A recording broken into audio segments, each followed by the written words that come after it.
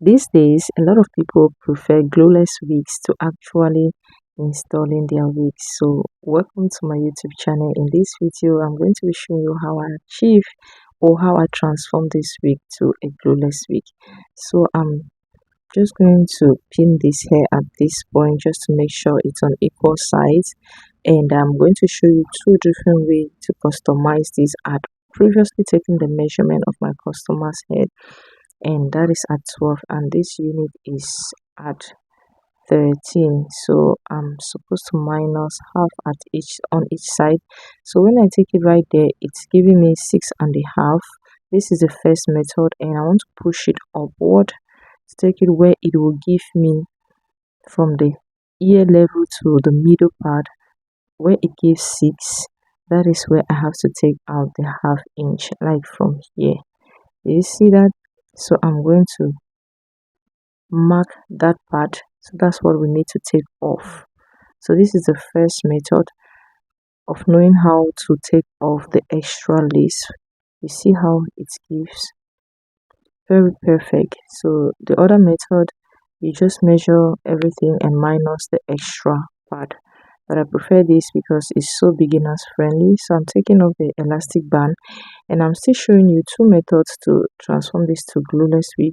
That you just go ahead and sew or stitch the frontal to the lace, which some people do, but it's not professional for me. So I just did that for this video purpose after I took it off, and then I went ahead to undo the wave of hair that was on that part, and I'm cutting this part that used to choke the ear. You see that part? I'm taking it off so that at the ear level it will be free. I'm going to tuck it in and stitch it like this. You see how it is? I'll do the same thing on the other side, and voila, everything is looking good. So I just went ahead and pat that C line, and I'm plucking the hair on the line to make it visible or defined, and that's my hair wax. I apply hair wax and use my hot comb to brush the hair down to make it lay flat.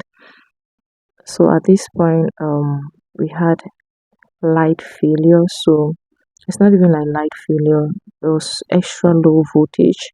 So the hot comb wasn't really hot because the voltage was too low, and I had to give this wig to the clients because it has been with me for some time. So I'm just going to press this down.